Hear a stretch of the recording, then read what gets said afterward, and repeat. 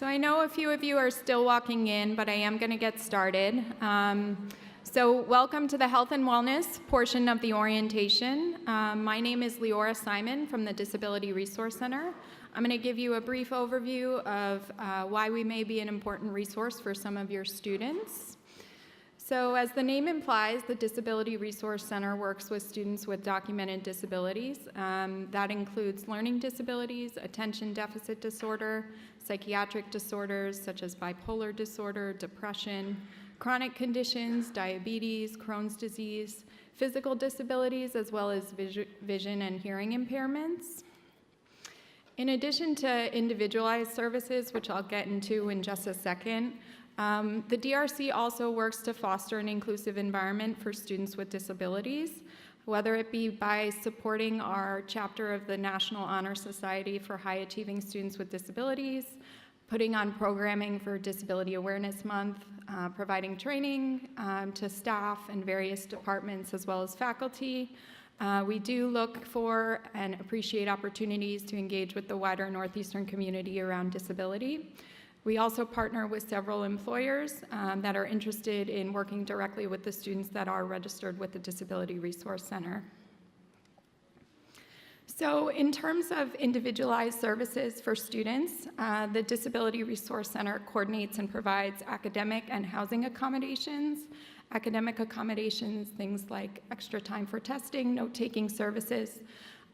Accommodations are made based on documentation of disability and specific limitations. Some things to know: accommodations are always optional, meaning a student, once they're approved for an accommodation, can choose to use them or choose not to use them. Reasonable and not retroactive. This is important because that's why we encourage students to start the process early. So if a student does decide that they are interested in registering with the Disability Resource Center, we do ask that students come in, have a conversation with us about what they feel their needs are. We also ask for documentation of disability. So this depends on the area of disability, the category, in terms of specific guidelines. You can find any information about specific guidelines on our website. The documentation will then be reviewed by the documentation committee, and any accommodations decisions will be communicated with the student. And the student will be invited to come in and register with a specialist.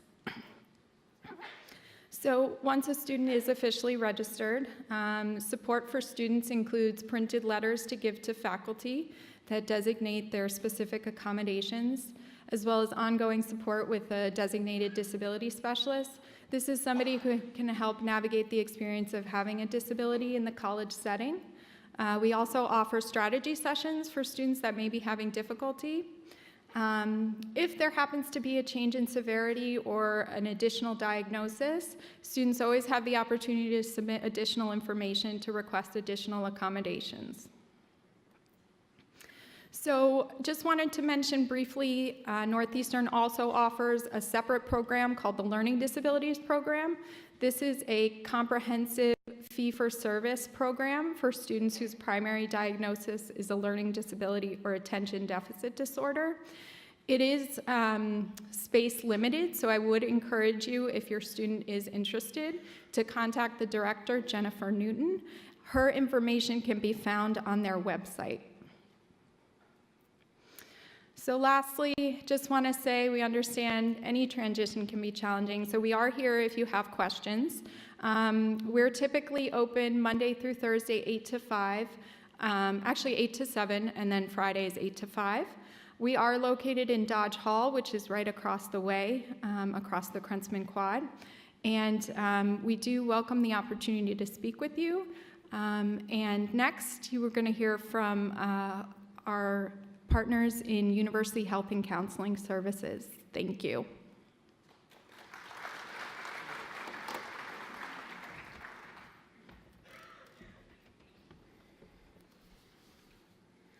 Hi, good afternoon and Happy New Year.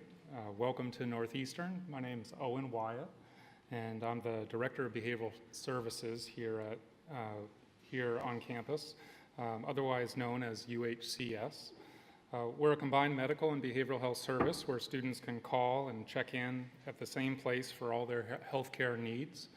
Our clinicians and administrative staff work together to provide the best possible care for our students. All undergraduate students, regardless of their health insurance, can be seen at UHCS, and all they need to do is present with their Husky Card, and there are no charges for a visit at UHCS. So I'd like to start off today by reviewing our medical services, which include walk-in assessments, urgent care, women's health, sports medicine, and nutrition. Our medical staff are all board certified and licensed practitioners. Our sports medicine team holds dual appointments at Boston Children's Hospital, which should be noted has been rated the top children's hospital in the country for the 5th year in a row. All assessments and care provided at other hospitals are billed to your student's own health plan, which I'll talk about in a little more detail in a moment. So continuing with additional medical care services, all Northeastern students must comply with Massachusetts regulations regarding immunizations. The law is quite strict, and we're under firm obligation to ensure that all students meet the standards that are set. So if your student needs an immunization, that's a service that we can provide, and it's easy to schedule an appointment at UHCS to take care of that. If the UHCS medical clinician recommends that your student have lab work done, we do have a laboratory drawing station on site for most routine labs. UHCS is also situated within 1.5 miles of 5 top-tier nationally ranked hospitals. So we're able to refer your student to specialist consultation or ongoing care through our team of referral coordinators. And then lastly, our UHCS nurses and physicians are able to write prescriptions which can be filled at a local pharmacy of your student's choice. So for your students' behavioral health care needs, we have a seasoned team that consists of board-certified psychiatrists, licensed clinical nurse specialists, mental health counselors, psychologists, and clinical social workers. The behavioral health service provides urgent and non-urgent assessment and intervention to address any immediate needs. And our clinical focus is to identify current concerns, to problem solve, and to recommend the most appropriate course of treatment and follow-up. We also provide medication assessment for students who have a history of being on medication or for those students whose needs include medication. It's also important to note the behavioral health team runs a number of well-attended behavioral health support groups throughout the year. So this includes topics such as depression and anxiety, as well as mindfulness for stress management. And equally as important, all our behavioral health providers at UHCS are trained in assessment of and response to sexual assault and other forms of violence. And lastly, for students whose treatment recommendations include ongoing therapy or medication treatment, our clinicians will coordinate with UHCS referral and insurance coordinators to help students establish treatment in the nearby local community for ongoing support.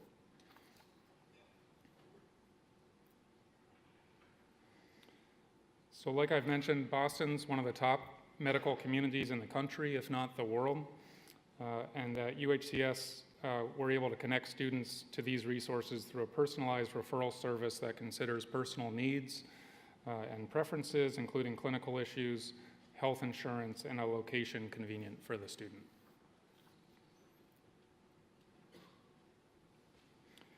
So in review, following our assessment and stabilization and immediate recommendations, UHCS leverages all the best continuing care services in the local community that are available. Students may return to UHCS for any concerns throughout their undergraduate experience here at Northeastern, and to emphasize, our goal is to be a resource for student healthcare needs throughout your student's experience here at Northeastern. We're open Monday, Wednesday, Friday from 8 to 5, and we're open late on Tuesdays and Thursdays from 8 to 8. Saturdays we're open 12 to 4 between September and June, and then on most holidays we're open from 10 to 3. We also coordinate closely with Northeastern Public Safety for immediate emergency student response. So there's always available immediate medical and behavioral health response all day and every day. If at any point you suspect your student is experiencing an emergency on campus, or if you yourself are experiencing an emergency on campus, we strongly advise you to contact the Northeastern University Police Department, and that number is here. Please do take a picture of it, 617-373-3333.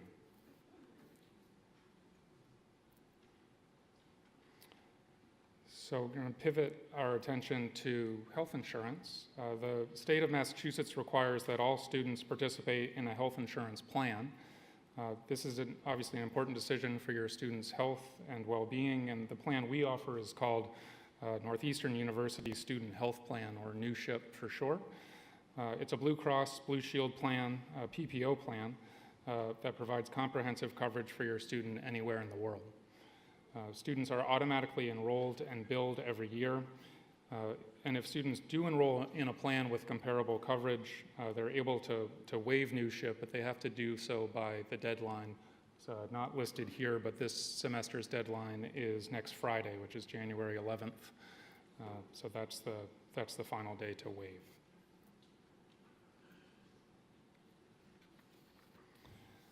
So as many of you know, health insurance varies from plan to plan and state to state and from one employer to another, each with its own inclusions and exclusions.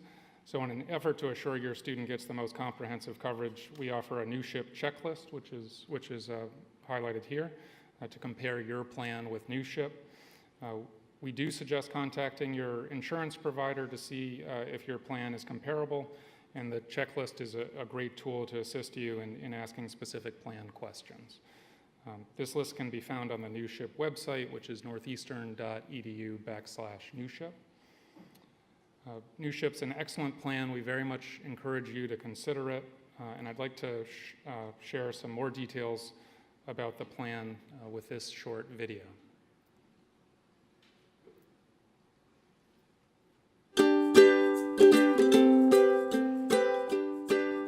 Students, like all of us, have an aha moment about insurance when we need it. That's when you all of a sudden are excited about insurance.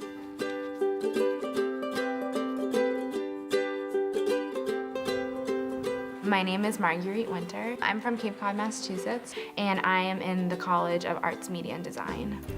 The best part about going to Northeastern is the opportunities that they give us. I lead a very busy lifestyle at school. I take 4 classes, I'm in a couple of groups, and I also work part-time at one of my prior co-ops. Health insurance is sometimes a very difficult topic to make relevant and interesting to our students. We saw the prices comparing going on the NUSHIP plan versus being on a plan with my mother. And it offered the same comprehensive services. She was able to stay with her primary physician. The whole process was really simple, and I saved about 50%. You are working with a population of students who are at a critical point in their lives. They are coming from all over the world doing things that are incredibly interesting. The care that you give can be so important to how they do academically and for the rest of their lives.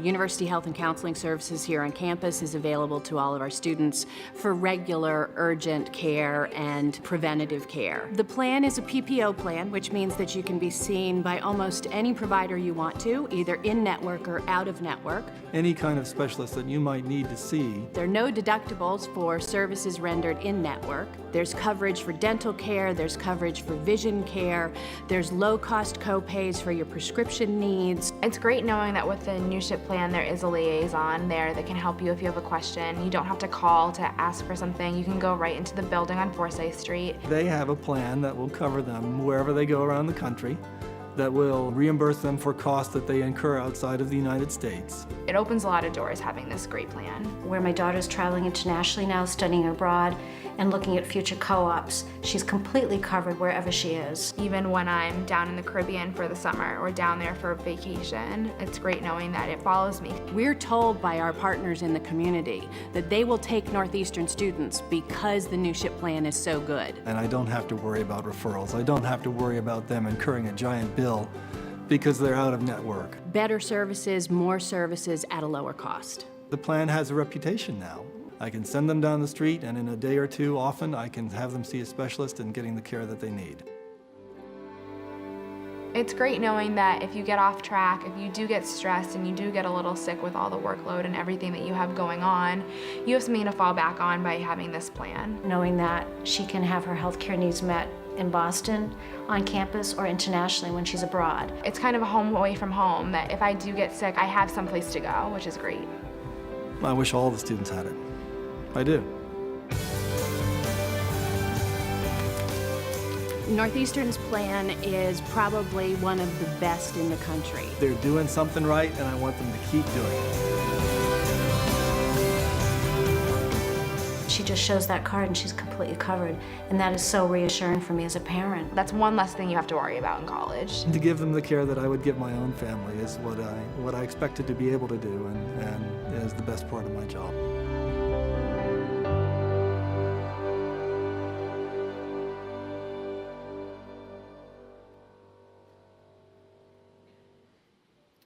So I hope that gives you a clearer sense and some more details about our new SHIP plan, and again, encourage you to consider it.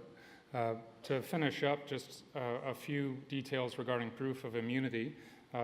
Massachusetts law requires students to provide documentation of immunity to a number of infectious illnesses. Like I've mentioned, the law is quite strict and the university is mandated to comply. At this point, your student should have received a link to the university health report. This report is a few pages long. The first page is demographic information and a consent for treatment.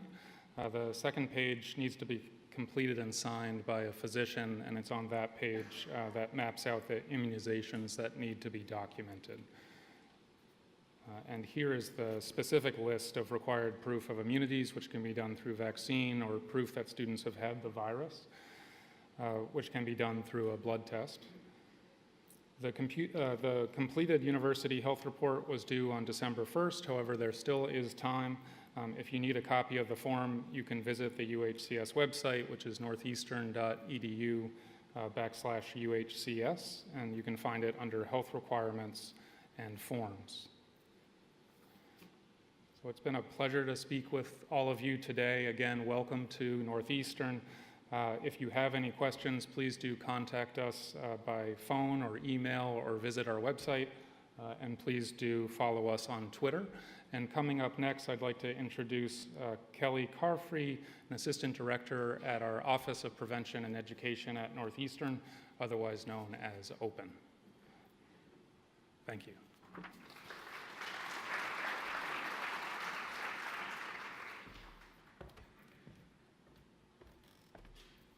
Hi everyone, my name is Kelly and I work at OPEN. OPEN coordinates outreach, education, and referrals for students on topics related to alcohol, other drugs, and sexual violence prevention. As a part of a broader conversation, we'd be remiss not to address alcohol and other drug use among college students given what we know about it, how it impacts student health, well-being, and success here in college and beyond. I know that the topic came up in another session, but I'd like to broaden the discussion a bit and share how we approach a partnership with parents on this topic. As a starting point, we want you to know that Northeastern's work in this realm of prevention and education has been cutting edge. We use research-based approaches and interventions that were developed after several years of federal research grants. The outreach and services we provide in this topic are all rooted in science and had a very positive impact on our campus as it related to reducing high-risk substance use. We haven't done this because alcohol and other drug use is different or any worse at Northeastern. It's just one of the many areas where Northeastern has chosen to take a leadership position and provide really forward-thinking approaches. While we are proud of the programs and outreach that are provided to your students, we know that a topic like substance abuse prevention is complicated and as such requires a comprehensive approach. What we do alone might not make an impact, but what we do together as parents and at Northeastern has the best chance of effective prevention. So what do we know about college student drinking, and why are we so invested in prevention work on this topic? First, as I share some features of college student drinking, I would like to note that by sharing this, I am no way assuming that all students drink alcohol. Our survey data shows that about 30% of our students aren't drinking in a typical month. So if your student is here as a non-drinker, please know that they're not alone. When we look to the research about impact and features of drinking in college, here's what we know. College is typically the heaviest drinking period in one's life.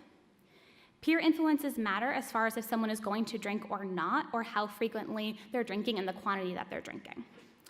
As a society, we are inundated with messages that everyone drinks in college, and there are always people who are doing it a lot more. Research suggests that this common myth actually does affect behaviors and does increase one's use. There can also be this idea that it's no big deal, and there's a perception about some of the short and long-term consequences. The consequences themselves may be viewed as a rite of passage. Some consequences can range from blacking out, physical injuries, accidents, conduct violations, etc. And lastly, there's often the belief that the drinking is time limited. So once I graduate from college, I'll cut back. And for some people, this is true. For others, it's not. To be a little bit more exact, about 2/3 will mature out of the typical college use, but that also means about 1/3 of students won't. What we hear from parents about this topic really varies. Some wonder if their students will listen to them, or you may be unsure because you don't know what to say or what kind of position to take. Perhaps you think all college student drinking is normal and we shouldn't really be that worried about it. Or maybe you've always talked with your student about this topic and you don't need our advice. Whatever the case may be for you and your family, I want to be clear that I'm certainly not telling you how you should handle the issue with your student. But we do want you to know that parent influence has increasingly been shown to be directly and indirectly associated with alcohol use and consequences during the college years. So given our commitment to always look towards the science, we didn't want to miss the opportunity to share some recent literature that highlights the importance of parents as partners in prevention.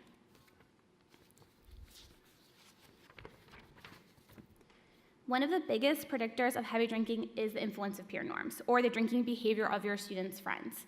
We've known for a long time that parents have a big impact on adolescents' drinking and drug use in terms of how engaged they are, how they monitor their teen, but research about parents' role in college drinking is relatively new. A 2011 study looked at whether non-specific contact between college students and their parents influenced drinking. So non-specific contact means general conversations, not necessarily about alcohol, but conversations like how's school going, how's your roommate, how are classes going, etc. Maybe some of the conversations in your household look something like this.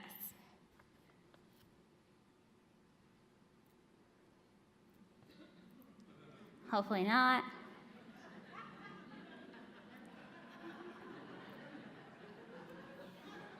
But we do know that the study concluded that the mere frequency of non-specific parental contact could moderate the well-established and powerful relationship between peer norms and drinking, meaning that efforts to maintain general communication might reduce high-risk substance use. In addition to general communication with your student, studies have more specifically looked at the degree to which parents try to actively know about things like where their students go at night, what they do with their free time, and about their drinking. Higher levels of engagement in these areas pointed to less risky alcohol use on both adolescent and college samples. So again, this article really is promoting the dialogue between parents and their students, so not stalking their every move or hacking into social media accounts, but remaining involved through communication. Another area in which we have well-established literature around parent influence on drinking and drug use focuses on parental permissiveness. Parental drinking permissiveness reflects the degree to which parents are lenient regarding their son or daughter's alcohol use, or what's seen as okay in your student's eyes, according to your student when it comes to any alcohol and how much. A 2012 study followed students and their drinking habits, as well as measured parental permissiveness about drinking. The authors concluded that parents did have an effect on their college students' drinking, and that low parental drinking permissiveness was associated with less risky drinking. Maybe you have already had a discussion with your student before their transition to a new campus, and maybe you have not. But regardless, we know that continuing the dialogue throughout your student's college career can offset influence of peer norms and play a protective role against high-risk use. Both peer behavior and parental permissiveness impact drinking. Even around heavy-using peers, parental communication lowers drinking among students. We are also really proud to have the only evidence-based manual for parents on talking to their students about alcohol. For those looking for ways to have that conversation that might minimize defensiveness and avoid that lecture trap, the manual provides tips for how to approach the conversation, some sample language, and has been shown to be an effective intervention for college students. It's available on our website at Northeastern.edu/open. The website link will also be on the next slide, and you can get more information about how to access this handbook by going to our table at Orientation Express today. I also want to quickly mention the required alcohol online education program called eCheckup to Go for alcohol. Students who participated in the NUN program have already taken this prior to their fall semester. All other students should have already received an email to their Husky email with instructions about how to complete this program. The eCheckup to Go is completely confidential. It's an assessment and personalized feedback program so you can find out how you compare to other Northeastern students. We only verify that students complete it, so it's not a chance for Northeastern to find out who uses alcohol or not. The deadline to complete the program is by the end of the first week of classes. Okay, so I've been spending a significant amount of time today talking about alcohol. So what about other drugs? Especially given the current legal climate and the recent passing of recreational use of marijuana in Massachusetts, I want to highlight a few points. First, we're talking about a substance that is vastly different from alcohol. The science hasn't caught up. In many ways, we don't know the impact in the same way we do for alcohol. Sometimes parents say, well, I smoked in college and I'm fine. But this isn't necessarily the same drug. THC levels are significantly higher than they used to be.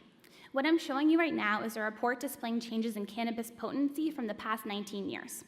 When the DEA seizes marijuana, it gets sent to a lab at the University of Mississippi to be evaluated for THC content. Reports indicate that the potency of cannabis preparation has been increasing, and frankly, there are very few, if any, published studies about the impact of marijuana at these higher THC levels, so we don't know fully the impact that this is having. We do know that even at lower levels of THC, there are measurable changes in cognitive abilities for students, complicated interactions for students who are struggling with mental health, and there are academic impacts.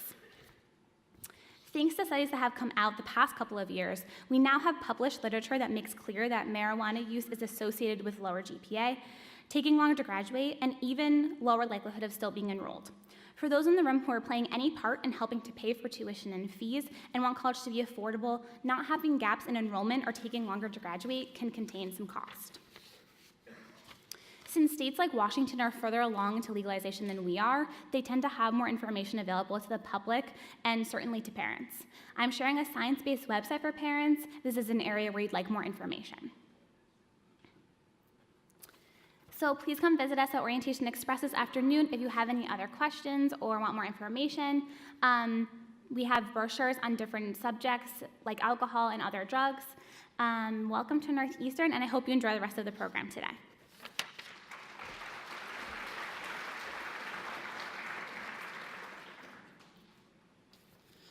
Good morning, good afternoon, everyone. How's everyone doing today? Excellent. Are you guys really excited to learn about student financial services and what we can do? Yes, I saw one fist bump. I appreciate you. Thank you. I want to welcome you to Northeastern and our campus. My name is Anna Maria. I'm the Assistant Director of Student Accounts. There's a few of my colleagues here with me. Ben will be joining me momentarily. And then a few of us will be available afterwards for questions. So we definitely want to reserve some time for questions at the end, okay?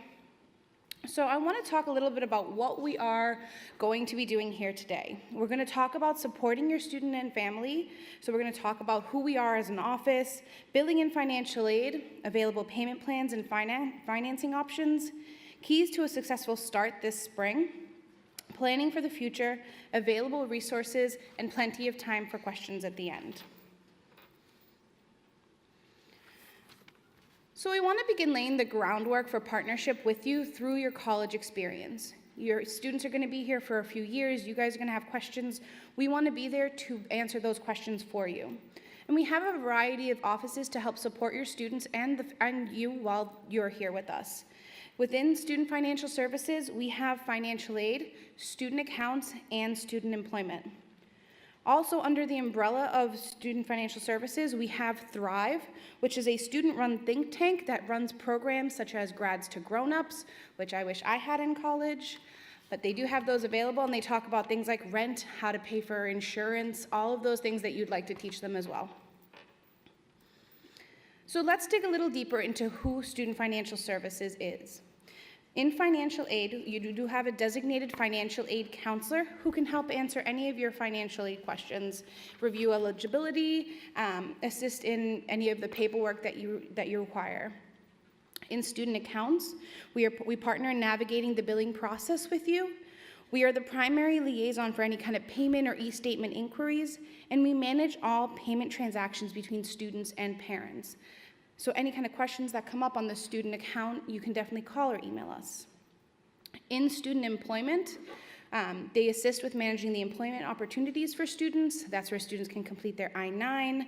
That's where the federal work-study program is set up from.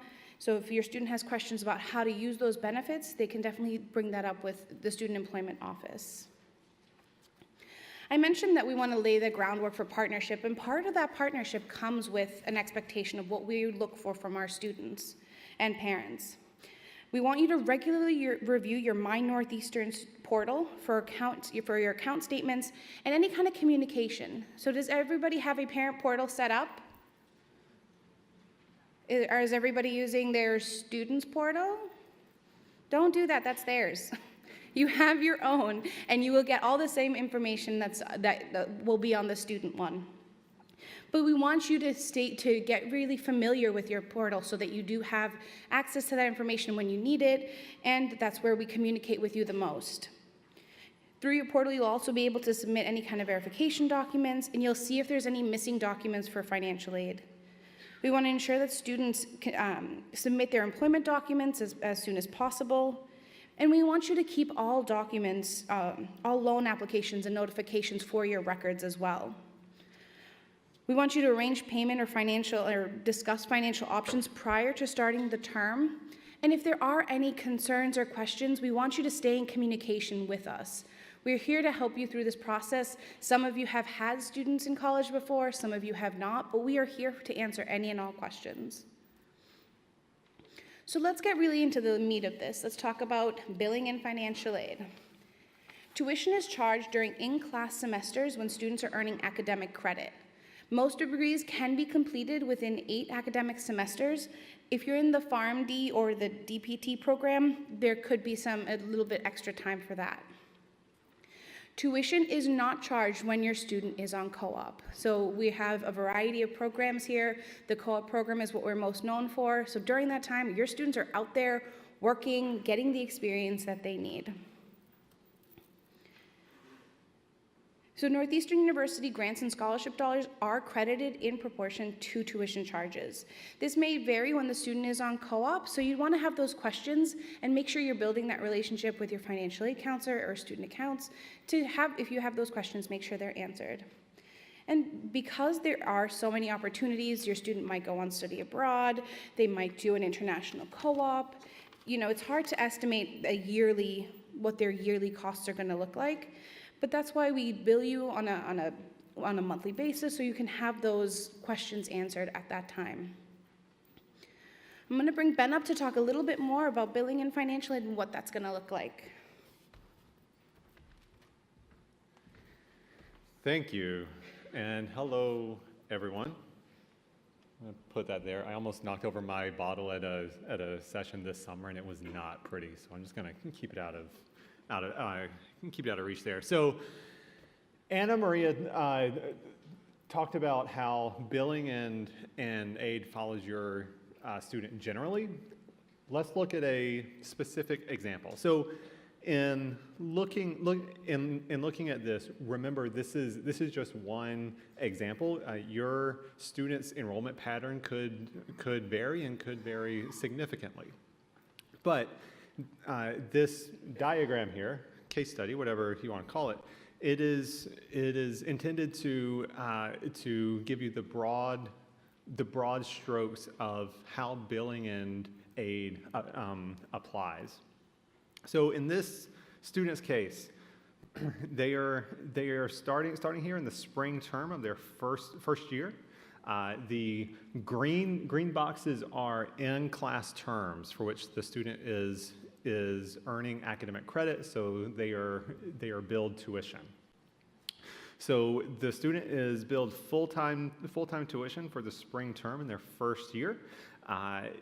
During this term, the student can receive whatever institutional and federal aid that they qualify for.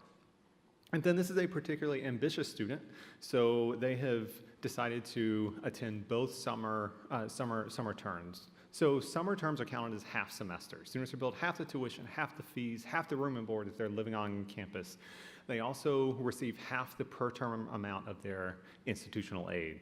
So in taking 2 summer terms like this student is, they are essentially taking a full semester, a full 16 credit semester there, just split into 2 half terms. So the student takes classes spring, summer, they return in year 2, and they take classes in fall, they're billed tuition, they receive their full institutional and federal aid, and then in the spring term of their second year, this student goes on co-op. So as Anna Maria mentioned earlier, tuition is not billed while on co-op, which means students are not eligible to receive institutional aid. However, students can still receive some federal aid while on co-op to help cover living expenses. Co-op is usually 6 months long, so that's, in this case, spring to summer 1. The student returns to class in summer 2 for that half term. They do it again in year 3, and then in year 4 they take classes fall and spring, and then they graduate, and you all breathe a sigh of relief because you thought this day would never come. Regardless of what your student's actual pattern is, the larger point that we want you to take away is that every academic decision is also a financial decision. So perhaps in the fall term of year 3, the student went abroad, maybe they're co-oping abroad, maybe one of those summer terms was a dialogue of civilizations.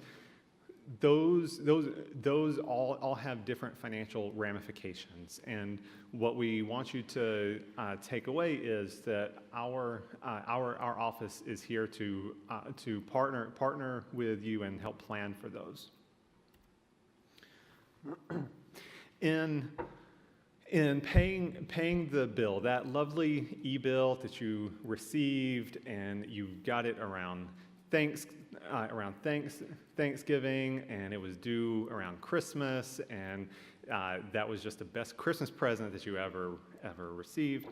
So in paying the bill, we usually recommend that you think about it in terms of buckets. I know that's a really dumb analogy, but just stick with me for now.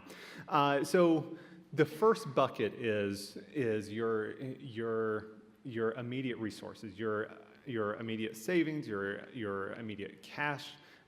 Perhaps there's a college savings plan, a 529, a UTMA, UGMA plan. Whatever immediate resources are available, we recommend tapping into those first. And then financial aid is layered on top of that. So whatever federal aid, institutional aid, perhaps outside funding, and then to cover whatever's left. Families have the option of signing up for our monthly payment plan. So this is serviced through tuition management systems. This is an interest-free plan that allows you to spread out the cost of that semester over the full term. Some families are not able to pay that amount per month. So there are long-term financing options available. This could be in the form of a federal Parent Plus loan, and information about the Parent Plus loan is on the handout you have. This could be in the form of a private loan, which is a credit-based loan, usually in the student's name with a credit-worthy co-borrower. However, there are some private lenders that offer loans in the parent's name. You can also choose to combine these buckets.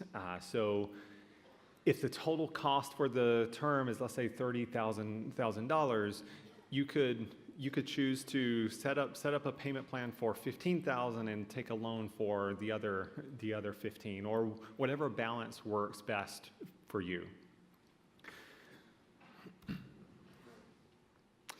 So keys to a successful start this spring. Hopefully your student has already completed most or all of these if they apply. So the first and most important thing is if there are any documents that we still need in financial aid in order to finalize your student's financial aid award, get those to us absolutely as soon as possible, because your student's financial aid package cannot be finalized until those documents are received and reviewed. You can look up any missing documents, or your student can look up any missing documents within the financial aid portal, within their My Northeastern portal. It is very important to review all e-bills. You receive the spring e-bill in November, and then the summer e-bills will go out probably early April. Every student here is required to complete the Student Financial Responsibility Agreement through their My Northeastern portal. For students living within meal plan required dorms, those students need to review their meal plan options. They can choose a 10, 15, or 19 per week plan. And then for students interested in campus employment, they can apply for campus employment positions via their My Northeastern portal. Also, according to state law, every full-time enrolled student here must be covered under a health insurance plan. So every student here is billed a Northeastern student health fee. For students who are already covered under a comparable plan, perhaps through the parents, the student can waive that Northeastern fee through their My Northeastern portal. It is very important to remember that for students that can waive it, they must waive it every year. So waiving it this year is great for this year, but they will need to waive it again for next year. Looking ahead, so as I mentioned, summer bills will be available early April-ish, and then e-bills for fall will be available in late July-ish. For those applying for financial aid, the priority filing deadline for the FAFSA for returning students is April 1st. The FAFSA is available now, so you can go home today and do it now, and trust me, it's a party filling out the FAFSA. But the priority filing deadline for returning students is April 1st. One thing that you will all appreciate is we do not require the CSS profile for returning students. We only require the FAFSA. So many of you are pumping your fists because you don't have to fill out the CSS profile again. We usually begin packaging returning students in late June, early July. And then, like I mentioned earlier, the Northeastern University Student Health Plan waiver must be waived every year for those that qualify. There is some financial support available to students and family members beyond the undergraduate years. If you have questions or want information, I recommend going to the website here, Northeastern.Edu/lifetime learning. Immediate resources available to you. So the most immediate resource is the handout that you received. There is a lot of really good information there. Deadlines, things to know about loans and the payment plan. So there's a lot of really good information there. Also, every student here has a designated financial aid counselor, regardless of whether the family actually applies for financial aid. On our website is a counselor lookup tool where you type in the student's Northeastern ID number and the name of the financial aid counselor, and the counselor's email comes up. So please feel free to reach out to your financial aid counselor with any questions. The My Northeastern portal, as well as the parent and family portal, those are great resources to you and the student. And then the SFS website also has a lot of really good stuff there. Follow us on social. We are on Facebook, we are on Twitter because we are cool people. Don't I look cool? Like I am right on the cultural zeitgeist? Yeah.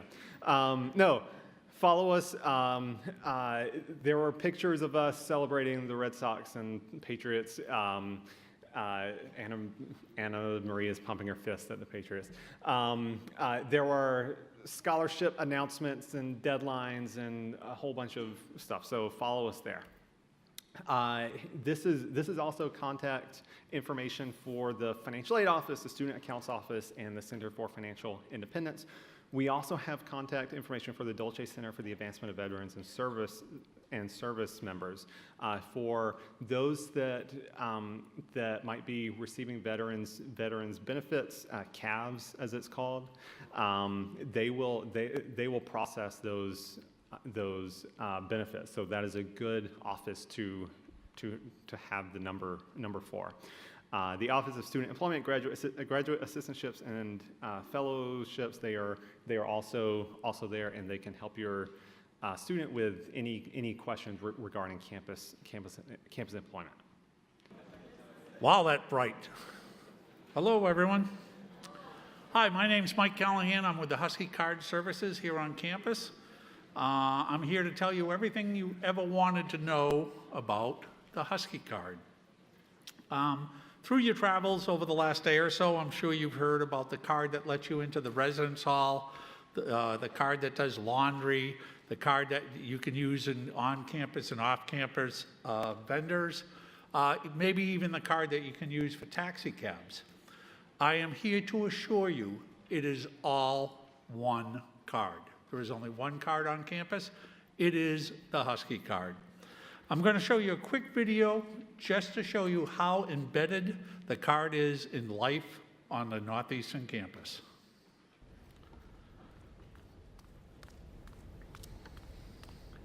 Hello? Hello, is anyone here? Hello? Yes, ma'am. How can I help you? Hi, I'm here for my new Husky Card. Am I in the right place? What's that you say? You want me to tell you absolutely everything there is to know about Husky Cards? It would be my honor. Take my hand. Whoa! How'd you do that? I'll have you know, you can use your Husky Card to access the Snell Library. Here, you can use your card to check out all kinds of books and media. Huh. Whoa! Now we're at Marino. This is the gym. Use your Husky Card to access all sorts of athletic goodness. Speaking of Husky Cards, I was wondering if you could help me get my card. Wait, are we in my residence hall? Indeed we are. How did you know where I live? You want to get into your residence hall? Now would be a perfect time to use your Husky Card. Well, maybe if I had my card, I'd be able. Hey, this is my room. Indeed it is, and you'll need your Husky Card to get into your room. Just swipe your card, enter your PIN, which should be the last 4 digits of your NUID, and then hit the pound sign. Great. Now if only I had my Husky Card. Dirty clothes? Not a problem. Using your Husky Card, you can wash and dry your clothes 15 times every semester.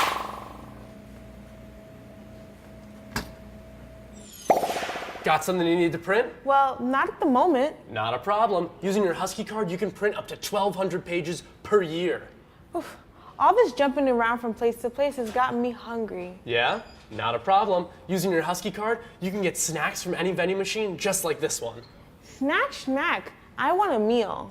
Not a problem. Ah, smell that gourmet goodness? Cool. I think I'll get a sandwich while I'm here. Great idea. You can use your Husky Card to pay for food via your meal plan. This would be a great place to get a sandwich or a salad or some soup or some sushi or some cereal or some ice cream or cookies. You can also use your Husky Card to buy food at many off-campus vendors like U-Hop. Pizza!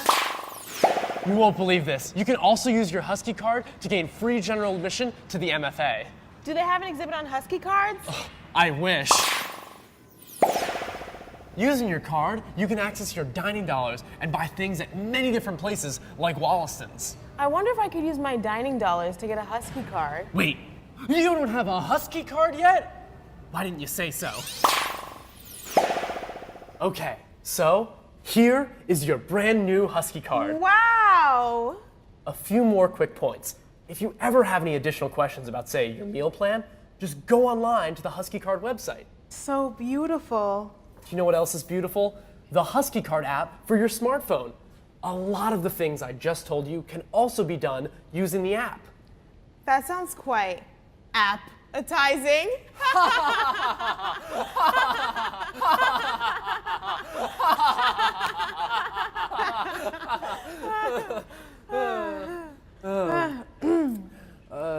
So there's one last thing.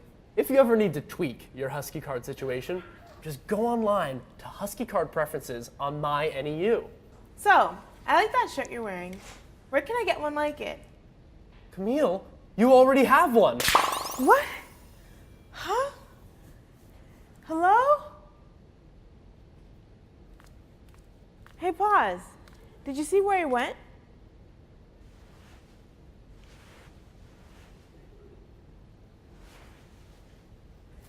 I didn't even get to say thank you. Oh well. It is truly used all over campus. I want to talk a little bit about, you heard the different purchases they made on the video. They were talking about buying things at the store and the pizza parlor and things like that. The first one I want to talk about is dining dollars. If your student has a meal plan, then dining dollars is part of the traditional meal plans here on campus. Each traditional meal plan has a specific amount of dining dollars indicated on the screen. And the reason we give them dining dollars is our facilities are all you can eat. So if you get up early in the morning and all they want is a cup of coffee, we really don't want them to go in and waste a meal swipe, which is an all-you-can-eat facility. They waste a meal swipe for a cup of coffee. So we issue dining dollars, and the dining dollars can be used at over 85 locations on and off campus to make those small purchases. The rules are, if the place serves food and accepts the Husky card, it will take dining dollars. The dining dollars must be used in the term that they are issued. You cannot add to them, and they expire at the end of the term. And Husky dollars is the default for dining dollars. We also issue laundry dollars. Each semester, the students receive $45 in laundry dollars. They do roll over from fall to spring and into summer. And if your student is anything like I was, when they're here, by the end of the summer, they will have $90. You cannot add more laundry dollars, and Husky dollars, again, will be the default for laundry dollars. Text bucks, it's not what you're thinking. We do not pay to make text. But there are 8 or 9 different ways you can open your door here on campus.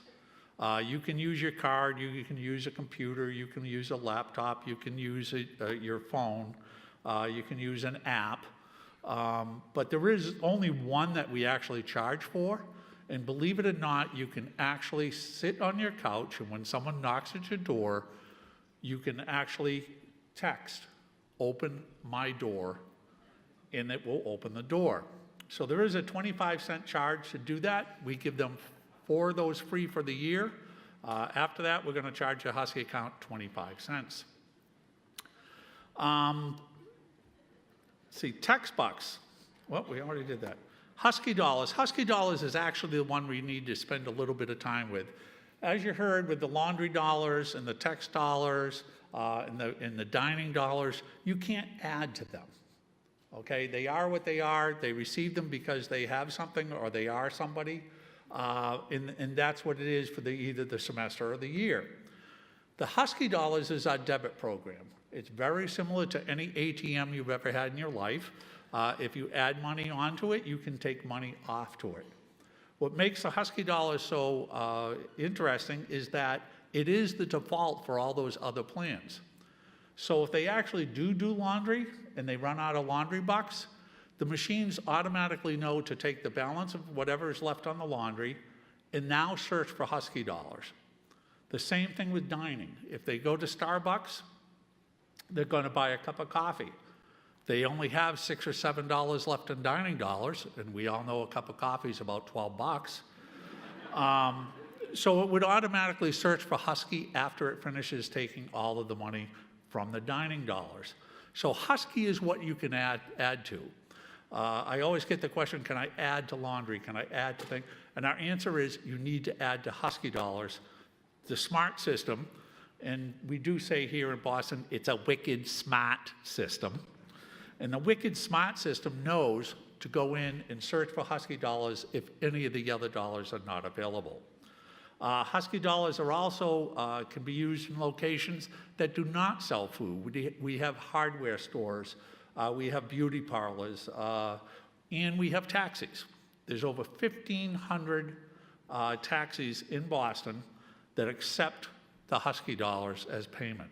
So if your student happens to be out across over at Fenway and needs a ride home, they can use their ID card to get home. I want to talk a little bit about the Student Advantage program. You may have received some information on this. Student Advantage is a partnership with the Husky Card program. Student Advantage is a standalone card. Anybody here have a AAA card? Yeah. Anybody ever used the discounts on the AAA card? Absolutely. The Student Advantage card is very similar to the discounts you receive on a AAA card, but it's geared towards students. Most of the discounts are online. However, there are some travel discounts for Amtrak, Southwest Airlines, some of those like that, and they're pretty substantial, and they have pop-up sales also. So Student Advantage was a program that's been around for about 20 years. They receive discounts for over 15,000 participating locations. What we want you to understand is, again, this is a partnership. So if you do decide to go with Student Advantage, you can have it actually put on the student's Husky card. Make sure you're going to the site listed on the bottom of this screen, studentadvantage.com/Northeastern. Very important you put the /Northeastern. First of all, it'll give you all the information that you need to know, but it will also allow you to put in the student's ID number. When that is done, the next day, we have that information and they can come and get a new Husky card, and that Student Advantage program number and all of the information will be printed on the back of their card. Why is that significant? If you go into Student Advantage and just order the program, it'll cost you about $65 per year. We have a system, with our system, it'll cost you $55 for 5 years. So it's a one-time charge for 5 years for $55. The other advantage is if you go to Student Advantage and just order the program, they're going to send your daughter or son a separate card. How many people here think within 90 days that second card will be available? As you can see, you need your Husky card to operate on campus, so you would have the Student Advantage card available to you for 5 years if you use this program. Again, it's just a supplement to the card. It is certainly not required. Husky card security. We take the security of the cards very seriously. The students can report it through their My Northeastern portal as lost. They have the ability to mark it lost, and they also have the ability to mark it found. So if they just misplace it and they think they're going to find it, that's the way they could do it. They could also call our office, or they can call Northeastern Police Department 24 hours a day. They will be happy to mark it lost for them. Sales and location access logs are maintained online for the student to see. Approximately 30 to 45 days, they can see their transactions. Anything after that, they can contact our office, and we keep those access logs for 10 or more years. If their card is dropped and someone uses it, very similar to someone using your credit card without authorization, it's a very simple report they fill out over at the police department. The police department will contact us and we will immediately refund any funds lost on a Husky card. The only fee to owning a Husky card is a replacement fee if you lose it. If it's broken or does not work, we will replace it 24 hours a day, 7 days a week. We will replace it for free. However, if you lose it, there is a $25 service charge. We want you to stay connected with us. Please contact us, Husky Card at Northeastern.edu. We answer those emails. We try to get to them every single day, usually within hours. You'll get a response. And we're also on Twitter and Facebook. I'm going to introduce John from Dining Services. He's going to tell you everything you ever wanted to know about dining services here on campus. And at the end of his presentation, I'll be back, and because we kind of both use the card, we'll answer questions concerning Husky Card and dining services. Thank you.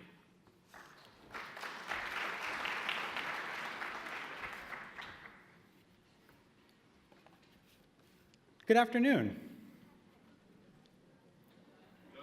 There it is. I know it's been a long day. We'll try to get you through it. I'm here to talk to you about the most exciting thing here on the Northeastern campus, which is dining services.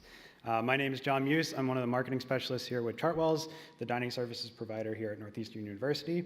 And we are happy to have the opportunity to provide you and your students with great meals and great programs throughout their time here at Northeastern. So if your student is living in a meal-required residence hall, they're automatically enrolled in a 15-meal plan. So we'll be talking about the 15-meal plan throughout the presentation, but the same applies for the 10 and the 19-meal plan. So with the 15-meal plan, your student can come into any of the dining halls 15 times during that week, and it's 15 meals per week from Sunday morning breakfast through Saturday evening dinner. But you can use these meals at any time during that week, whether it's once a day, 3 times a day, all 15 times in one day. We've seen it. And as Mike said, it is the same cost to enter whether you eat a full meal or just a cup of coffee as they are all you care to eat facilities. Each meal plan, let me go back here. Each meal plan also comes with dining dollars. I think we went too far.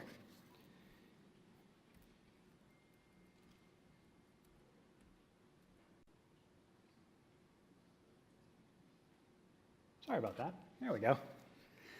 So each meal plan also comes with dining dollars and guest passes that are bundled with the meal swipes. There's some information about that in the brochure that was handed out a little while ago. The dining dollars are a supplement to the meal plan and are perfect for grabbing a quick snack during the course of the day or a full meal at one of our retail dining locations on campus. The dining dollars are per semester and do not roll over from semester to semester. The guest passes are also per semester and do not roll over to the next semester as well.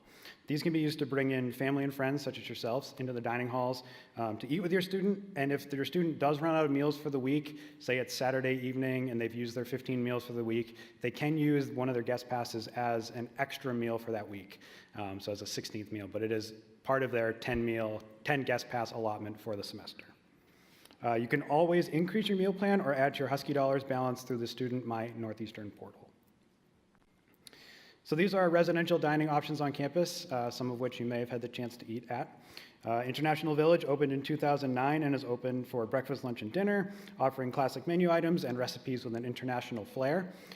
International Village is also home to our dedicated kosher station, as well as Zone 7, where menu items are prepared without 7 major food allergens.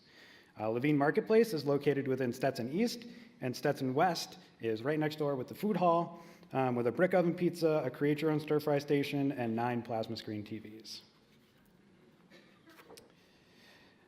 We are proud of these environmental initiatives we have adopted in both our residential and retail dining locations across campus, including our commitment to local produce and other responsibly sourced products.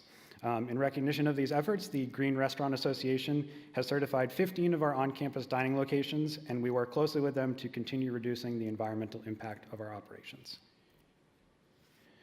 The Exhibition Kitchen, or XK as we call it, is connected to Stetson West. This is a one-of-a-kind facility that opened in 2004 and is our home for interactive culinary cooking programs that are free to attend and open to all students and the public. We have hosted over 400 chef demonstrations, cookbook signings, cooking classes, and interactive display cooking events in the past 14 years. In just the past few years, we've welcomed guests including Joanne Chang of Boston's Flour Bakery, Top Chef judge Gail Simmons, Top Chef Season 10 winner Kristen Kish, who has come here 3 years in a row, and Adam Richmond, the host of Travel Channel's Man vs. Food. The XK is also where we hold our Teaching Kitchen events. The Teaching Kitchen is a hands-on exhibition kitchen class for Northeastern students to explore food, nutrition, and culinary skills. Each session highlights a different theme and features firsthand learning led by our culinary team. So here we have a quick video showing off one of our Teaching Kitchen classes from last semester, which was about knife skills.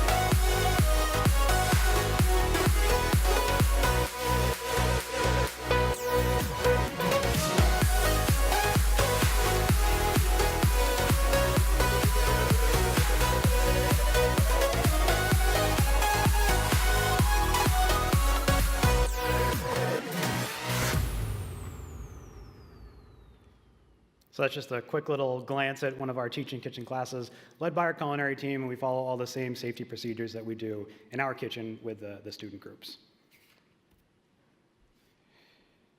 Each year, we also bring unique themed meals and programs to the dining hall, including our pumpkin carving and gingerbread contest in the fall, our Mardi Gras celebration, which is just coming up next month, including Cajun cuisine and a live brass band, Lobster Night, which features the best of local Boston cuisine, including shelled live lobsters, and Educate Your Palate, a special meal at the end of the academic year, giving students the opportunity to taste the food of a unique culture or theme. In addition to all these great programs, we also work closely with Northeastern's registered dietitian. So if you have any questions about any diet or nutrition topic, from athletic performance to food allergies, we're happy to set up a meeting to meet one-on-one with our dietitian, as well as our campus executive chef, who can walk you through some of the options available on campus. And finally, the best way to stay connected and up to date with these great events and programs from Dining Services is to follow us online at nudining.com or at nudining across all social media platforms: Instagram, Snapchat, Twitter, and Facebook. All right, good afternoon, everyone. I apologize. As you may be able to hear in my voice, I'm getting over a cold. And so hopefully, as you're spending a lot of time on campus today, you maintain good health. But I do apologize for any scratchiness in my voice while I speak with you all today. Welcome to Northeastern. We're all incredibly excited to be working with you, to be working with your students, and for what will undoubtedly be one of the most exciting journeys that you will collectively go on over the next 4 or 5 years with your students. And we're so happy to be a part of that. My name is Ann McDonnell. I am the Assistant Director for Global Experience Advising, and I work in the Global Experience Office here at Northeastern University. And as you may have guessed, I am here to talk to you a little bit today about the various global opportunities that we have for your students during their time at Northeastern. Now, some of you may have students who just completed the NUN program, and so you're already aware of the abundant opportunities that global experiences can provide to students. But for those of you who are not, and even for those of you who have already had your students participate in some global experience thus far, we're excited to talk to you a little bit more about the myriad opportunities offered through Northeastern.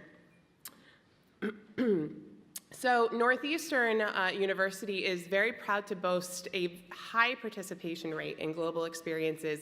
Approximately 59% of all Northeastern students will graduate with a global experience. And I can tell you that that is a very high percentage in comparison to a lot of universities around the United States, and it's something of which we are very proud.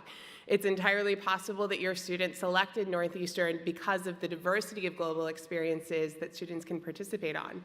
This data is already outdated and doesn't even fully represent the number of students who will be traveling abroad in the 2018-2019 year. But in the past year, we had 1,331 students participate on our dialogue programs, 709 students participate on study abroad programs, and 524 students participate in a global co-op experience. And I'll go into a bit more detail about what each of these programs mean and what I'm talking about when I refer to things like dialogues of civilization and why it's so unique to the Northeastern experience.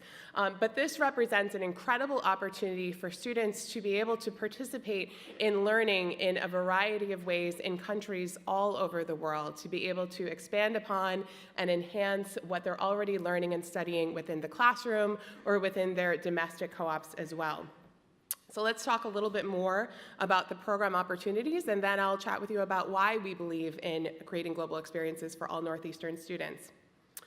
So over the course of your students' time at Northeastern, they may come and talk to you about a variety of programs. These could include embedded programs. Embedded programs are a great opportunity for a student to perhaps add to a formal academic learning experience through a week-long or 10-day-long international excursion that lends to the subject matter that they were studying within the classroom. So embedded programs are essentially global experiences that are tacked on either in the middle of or at the end of classes that they are actually taking throughout the semester itself.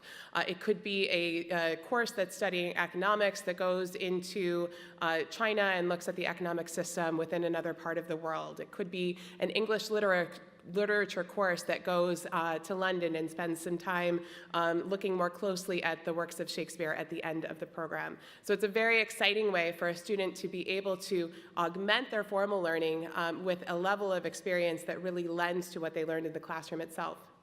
The Dialogue of Civilizations is a unique program to Northeastern University. These are 4 to 5 week-long faculty-led programs. The subject matter and the overall program is proposed by a Northeastern faculty member.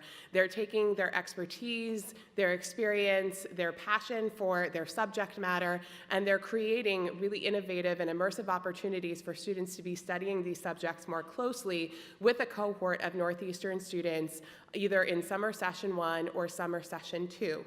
Dialogues go all over the globe and study incredibly unique topics, from photography and drug discovery in the Atacama Desert in Chile, to looking more closely at media and communications in London, to photography in Cuba, engineering in Brazil. It spans the globe and provides an incredible opportunity for students who may be trying to figure out how they can best incorporate a global experience into perhaps a very rigid academic program that doesn't necessarily allow for a full semester abroad. We'll talk more about that, as we do want to create opportunities for those students too. But many students will go on multiple dialogue programs throughout their time at Northeastern, or go on back-to-back dialogues. Again, it's an incredibly unique opportunity for a student to really get the opportunity to see more about a subject matter through the eyes of a professor here at Northeastern. We offer approximately 165 approved study abroad programs in the spring and the fall semesters, as well as during the summer terms. These are chances for students to be able to enroll in universities around the world, to be able to take courses in different languages, in different locations, and to build a network and a community that extends far outside the community that they're building here in Boston. It's an opportunity for them to expand their understanding of educational or instructional style, to perhaps challenge the way in which they've been looking at a particular subject matter, and become deeply knowledgeable about a place in which they're having the opportunity to spend an entire semester, or even on occasion, a full year. Our integrated study abroad experiences are global experiences that are embedded fully into the student's academic program, such as the architecture program that provides students with the chance to spend a semester studying in Segovia, Spain during their junior year. These are programs that have recognized the value that global experiences bring to the curriculum and sought to embed them so deeply within the structure of the curriculum that students are guaranteed to be participating in a global experience throughout their time here at Northeastern. Northeastern.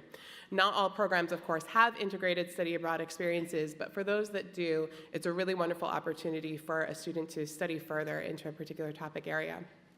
And global co-op. So I'm sure many of you are very familiar with the co-op opportunities through Northeastern and probably selected Northeastern as a university for your student based on the chance that the student has to be able to further flesh out their professional experiences and their learning through the co-op.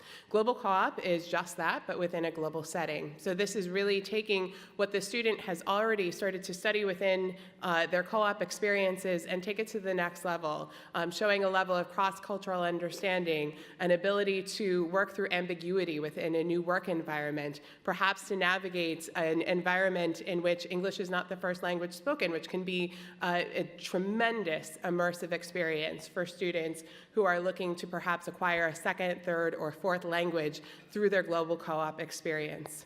Through the global co-op experiences, they have the chance to really build, again, an international network and perhaps develop connections that they'll be able to take onward once they graduate as it relates to their prospective career opportunities. So before I talk more about why we believe so much in these experiences that we provide to students, I do want to make you aware of some upcoming events that students can participate in to learn a bit more about the global experiences through Northeastern. The first is no longer TBD in terms of time or location. It's our Get Global through Northeastern info session, which will be happening this Monday at 3 p.m. in Curry 333. And that information should be a part of students' first week programming information packets as well.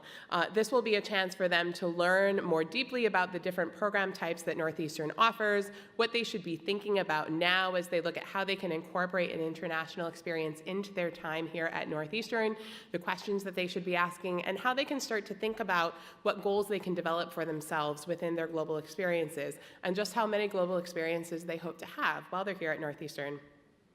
Our dialogue programs are currently deeply into the recruitment for our summer sessions.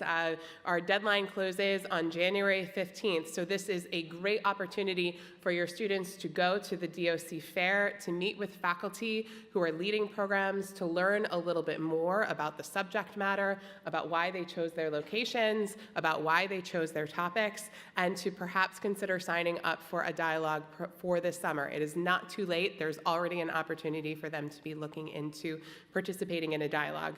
This summer, we have approximately 80 programs that have been proposed by faculty as part of the dialogue programming. So chances are there is going to be something that either interests your student in terms of subject matter, aligns very well with their academic trajectory, or optimally, both.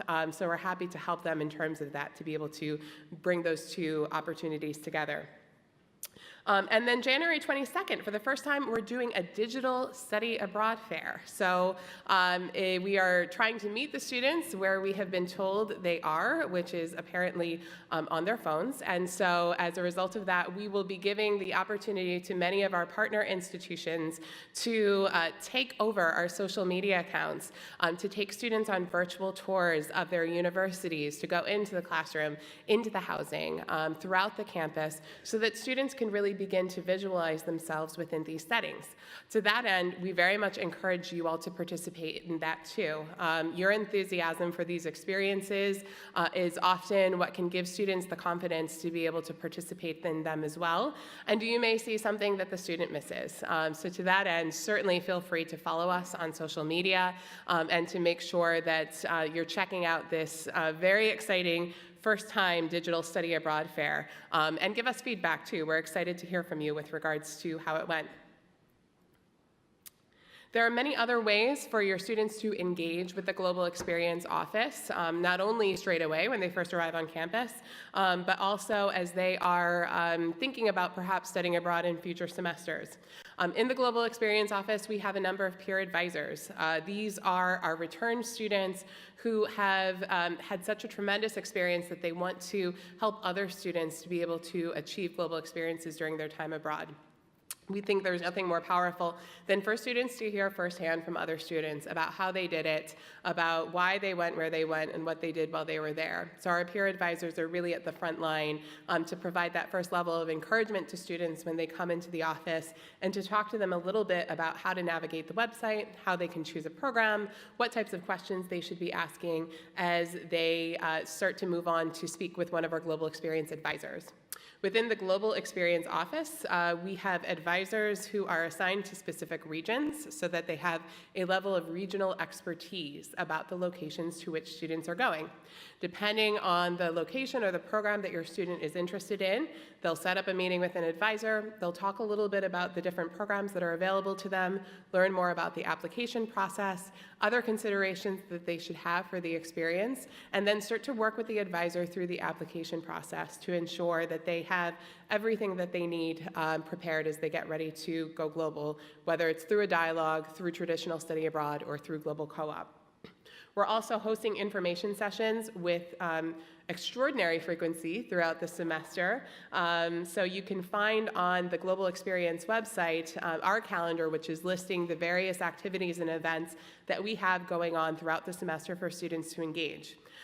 We have really diversified the information sessions so that they're not solely specific to a program or to a country, but to start to talk about other topics, such as how do you finance study abroad? How do you budget for your study experience? What considerations should you have regarding your identity in study abroad? What does it mean if you're just considering studying abroad to be able to get a passport or take care of some of the administrative tasks that are involved in leaving the country for the first time, or perhaps leaving the country independently for the first time?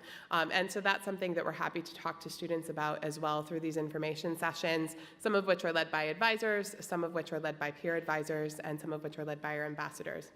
And then finally, our global experience fairs. I already referred to the dialogue fair that will be going on just next week for students to participate in, but we'll be having another very large fair going into the fall where students can come, meet with partner institutions who are visiting campus, who will set up tables and information booths for them to learn more about their programs, and for students to start to collect some of the materials that may help them to determine what opportunities they want to take advantage of.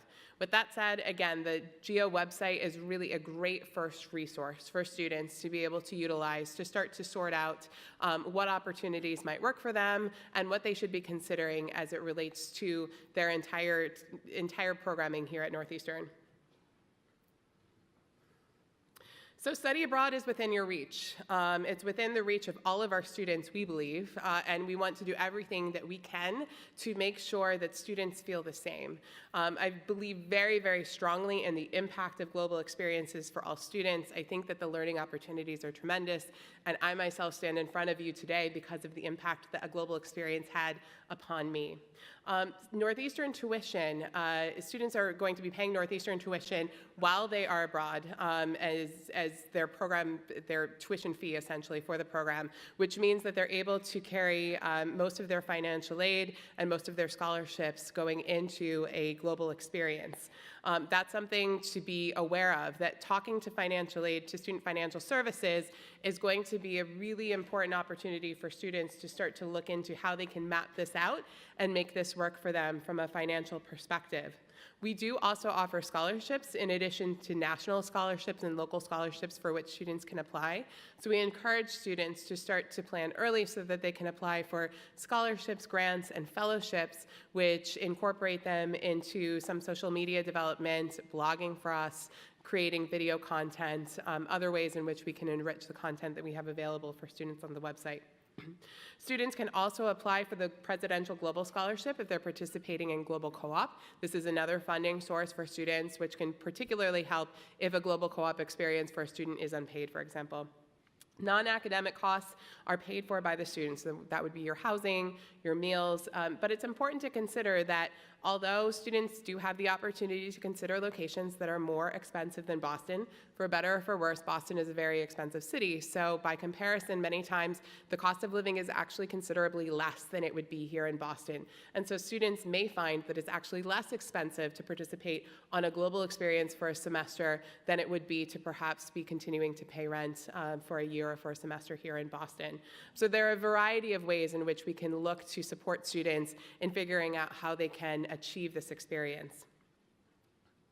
So why participate in a global experience? Well, first and foremost, earning Northeastern credit and ensuring that this is something that keeps you moving towards your goals of graduation dates or fulfilling your credits, however it might be, is a practical way in which students have the capacity to be able to spend a concerted amount of time in another place, but still be working towards a goal that they're extremely focused on. I am personally of the opinion that there will be no easier time to spend 4 months or 5 months in Paris for most students than to spend it during a semester abroad. And to that end, we want to do whatever we can to help facilitate that. It's also tremendous in terms of what it can do for students' resumes, not only in terms of what they're putting on paper, but what they're able to articulate about their global experiences. Northeastern students are already extraordinary in the life experiences that many of them are taking by the time that they've graduated from this university.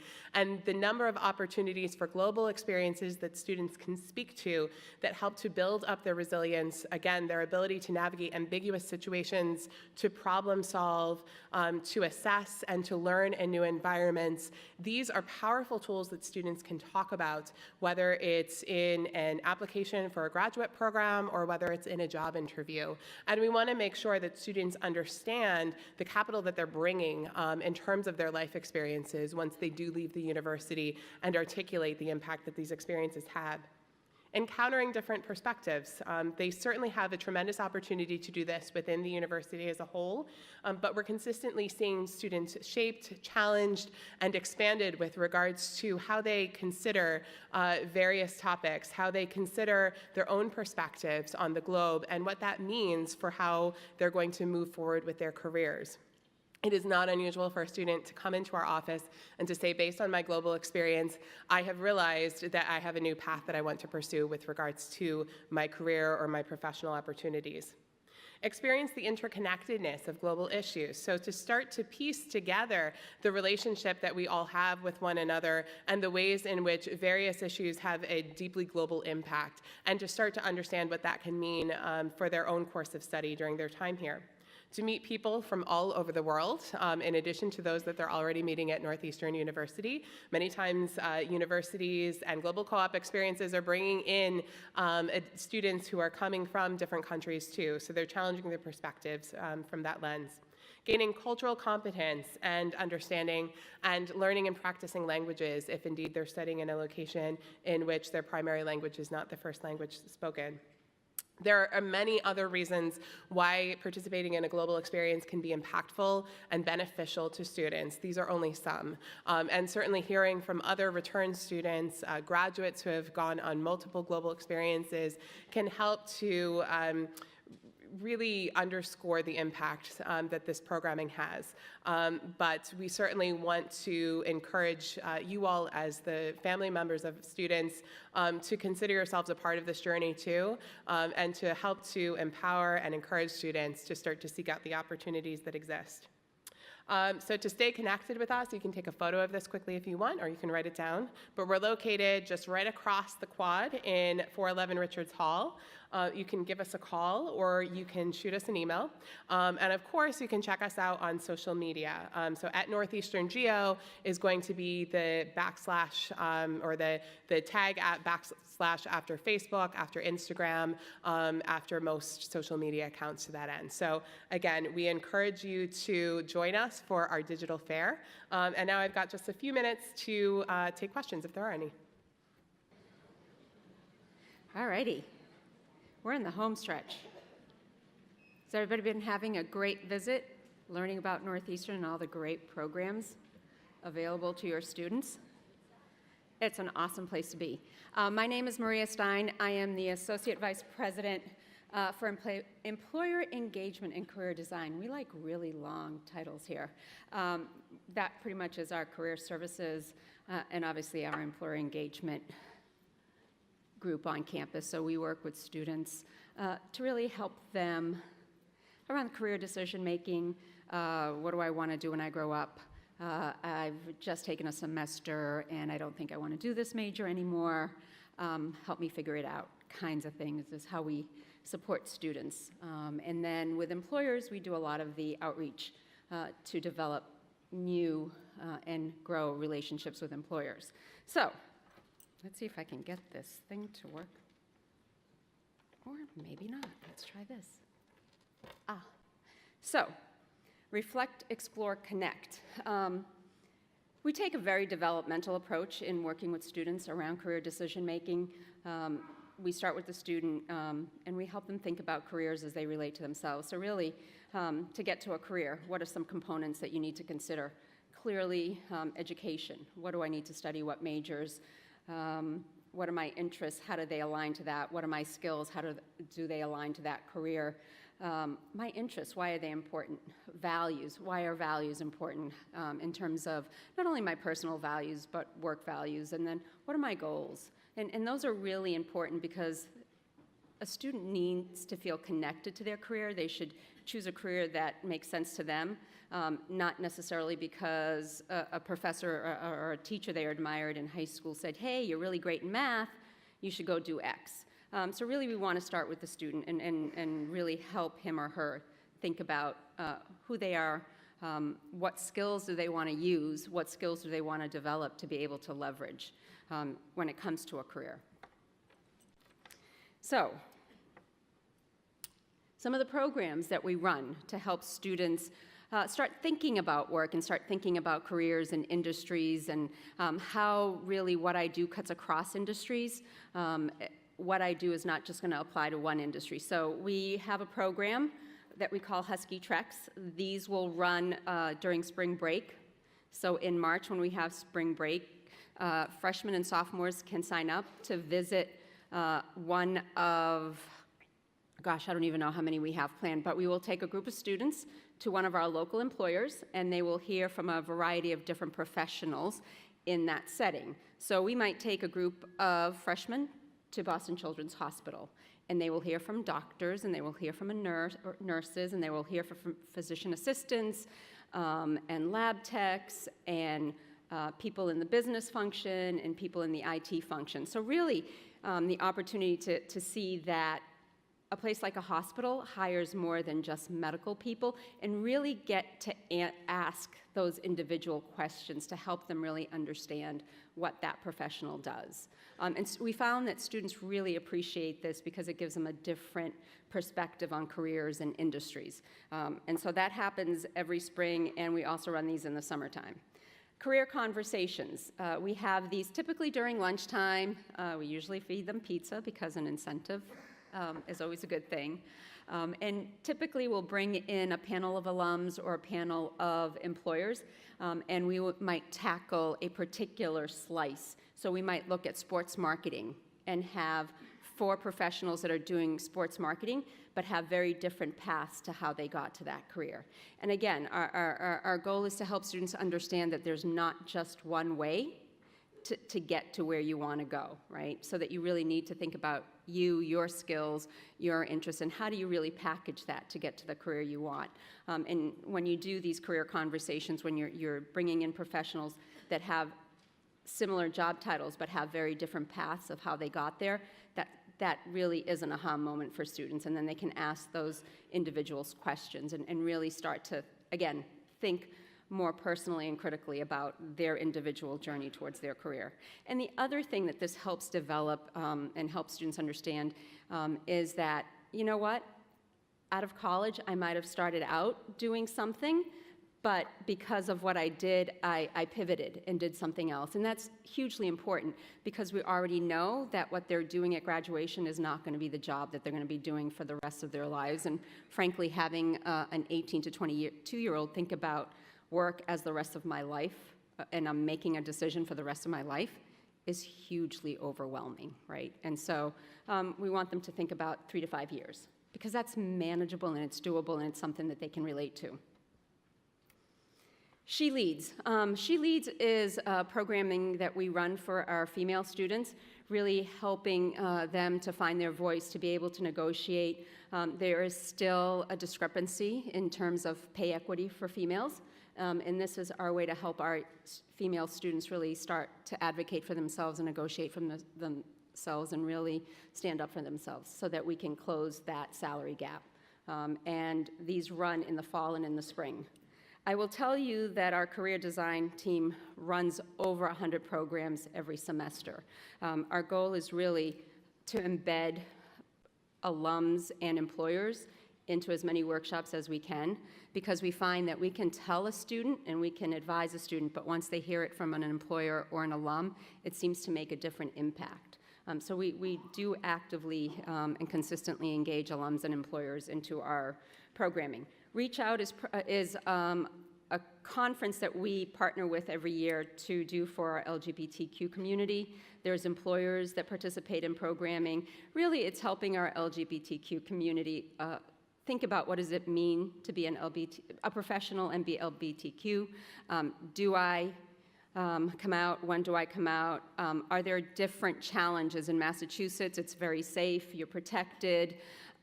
If you're going to do an international co-op in another part of the world, what is it that I need to know? Is it legal? Is it safe? So really helping our students understand that Massachusetts is its own ecosystem, and there's different supports and protections in place. And so understanding and finding community and finding a professional voice for that population for us is extremely important. And it's important to our employers as well, and they underwrite this event with us. And then International Student Forum. Again, we have a large population of international students on this campus, and we want to make sure that they have the tools available to them to be able to successfully navigate a U.S. labor market. Finding a job in this country is very different than finding a job in another country. There's also visa issues at stake, and being in status, and what does that mean, and what is CPT and what is OPT, and how do I do co-op and not jeopardize OPT. So all that stuff is what we work with students, and we do a lot of programming to really help international students understand how do I look for a job in the U.S. We run programming to help them master the art of small talk. Networking is very much a U.S. practice. How do you help an international student really master and understand the value of small talk and being able to network? So again, this is some of the big programs we do. We also run a career fair twice a year. There it is. It is one of the largest in the area. We actually run two, one for undergrads and one for master's students. In the fall, we sold out in terms of spots available for employers. If you're interested in some of the employers that participate in our career fairs, it's local players like Liberty Mutual, it's Disney, it's GE, it's Johnson & Johnson, TJX, Wells Fargo, Apple, Amazon, you name it, they're here. They want to recruit our students.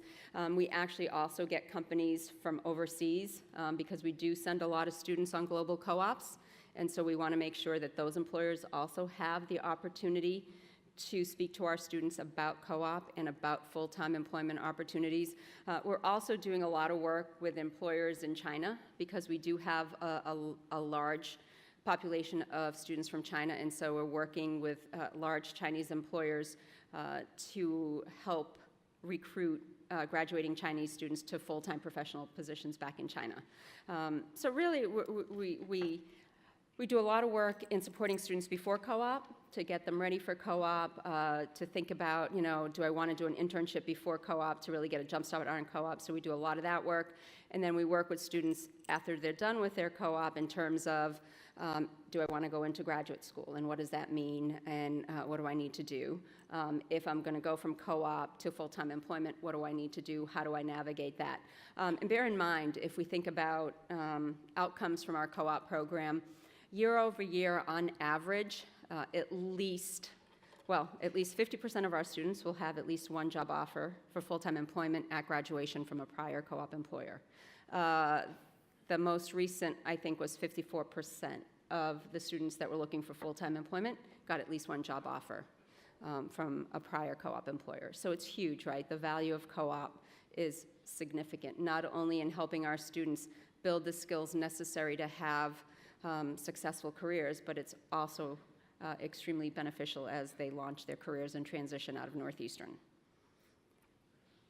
Outcomes. 93.5% of our graduates are employed full-time or in grad school 6 to 9 months after graduation. That statistic has been fairly consistent since, I've been here for forever, but that we've been tracking it since before the downturn, but since 2011, it has been in the high 90s. What is equally important, actually what I think is even more important than that 93.5%, is that 89%, right? 89% of the graduates employed full-time are saying that what they're doing after graduation aligns to either what they studied or their career goals. So think about that for a minute, right? What students are telling us is, what I came to school to accomplish is, in fact, what I'm doing. They're going into professional positions. They're not baristas somewhere. They're not working at Lululemon. Not that there's anything wrong with that. I don't mean to imply that there's anything wrong with that. But they're doing what they came here to do. And that's important. It's important to us and it's important to your students, and I suspect it's very important to you because parents always ask me about the ROI. What are the employers that recruit your students? What are the average starting salaries and all that other fun stuff? So it's great that these stats have been consistent for as long as they have. 54% of co-op participating students, we talked about this, received a job offer from a prior co-op employer. It is higher in the professional schools. So if we were to look at engineering, computer science, nursing, and business individually, those numbers are going to be higher for very logical reasons. And then 98% of Northeastern's graduates indicate that they would recommend a co-op-based education to a friend. You may know that we have a huge co-op program. What you may not know is that it's not mandatory, yet 95% of our students will participate in at least one co-op while they're here, and over 80% will do 2 or more. And so that's huge. It's a huge factor in why we have over 3,000 companies worldwide partnering with us to recruit our students, both locally and abroad. Parents as partners, how you can help your students. If your student comes home and they seem to be having a crisis, that they hate their major, they haven't been able to settle on a major, not a big deal. 50 to 80% of undergraduate students in this country will experience that. Have them come see us. We have a team of 10 career coaches that are here to help students work through that. We want students to identify a major and a career that makes sense to them. Again, don't worry about their major choice. As we think about the world of work and how major aligns to career, how many of you today are doing what you thought work that is based on the major that you studied in college? Not the majority, and we know, given the impact of AI, the world of work is going to change dramatically, and that careers of the future are going to be more interdisciplinary. And so what you're studying is not necessarily the end-all, be-all. It's learning and understanding, how do I leverage this credential? How do I articulate my whole package? How do I take my co-op experience, my academics, and really articulate my career narrative to potential employers? And that's really what career design helps our students do. Encourage your students to think about how they're building their credentials. So are they going to do an internship this summer if they have a summer off? What co-ops are they going to want to do? What other opportunities are they going to take advantage of while they're on this campus? Are they going to do an undergraduate research with a faculty? Will they do a study abroad? Will they do a global co-op? And as they continue to add these building blocks together, building a career narrative, and we are helping them develop the language to really articulate that to potential employers. Make sure your student connects their academic. So At Northeastern, we're very good at having support for our students. Every student has an academic advisor. Every student has a co-op coordinator or co-op advisor. They have a career counselor if they want one. There is a lot of support on this campus. We want students to succeed. So again, if they're not sure about academics, academic advisors are there to help them navigate their curriculum. Career coaches are there to help them really think about career and connect career to majors. And we work as a team. Career design doesn't sit over here and academic advising doesn't sit over there. We actually meet and talk and work together to make sure that we are coherent in our approach and connectedness to students. So career coaches will go in to the college success courses and really talk to students about what is career design and how we support you. The more they're involved, the larger their network. We know that networking is the key to career success. Back in the day, I don't know, how many people remember want ads for job searching? How many people have recently seen that? And even when that was around, because I was around when that was around, it wasn't very effective.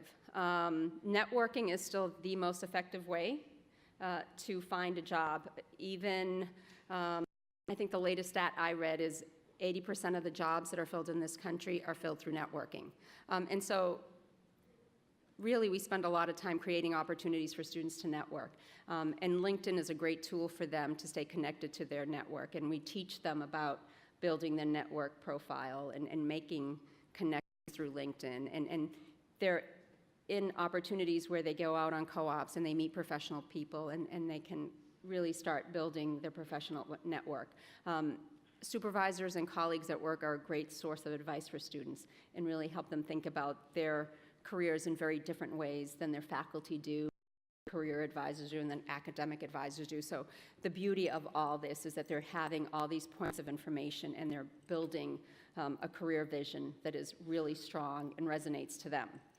And the other thing, as parents, that you can do, if your company has an internship program, has a college recruiting program, you think co-op is a great thing, and you think we should be connecting with your employer to talk about a co-op program, then please absolutely connect us with your employer, and we'll be happy to follow up. Part of what the employer engagement part of the team does is we are really the front line. We go out and engage employers to create new opportunities, both for co-op and for full-time. We don't believe on resting on our laurels. Yes, we might have 3,000 employers that we work with, but 10 years ago, that was 2,000 employers. We are very intentional about our employer outreach. We have a lot of growth on the West Coast, and we're proactively looking at who's growing, what organizations are growing, what's our balance of employers. We don't want all Fortune 500, we don't want all huge companies. Yes, we want the huge Fortune 500s, but we want mid-sized companies, we want public and private profits, we want a nice mix. We have startups. That happens because we're constantly looking at our employer base and constantly keeping our pulse on what's happening kind of in the economic landscape, what's happening globally. In September, a colleague and I were in France. We were visiting with employers and institutions to create co-op opportunities for our students. So we're always looking at ways to grow and expand offerings for our students. So, who are we, and how can you connect with us? Manny Contamanolis is my boss. He's a Senior Associate Vice President for Employer Engagement and Career Design. I'm Maria Stein, and Diane Cioletta is our Director of the Career Design side of Employer Engagement and Career Design. Jim Boyle is the Director of the Employer Engagement part of Employer Engagement and Career Design. With that said, if anybody has any questions, I am happy to answer them. There are a couple of folks, I believe, that are out there with microphones. So if you do have a question, just raise your hand, and they will come to you. Oh, no time for questions? I'm sorry. I'll go outside if you want, if you do have questions. If not, enjoy the rest of your visit. It's going to rain tomorrow, so grab an umbrella. Thank you.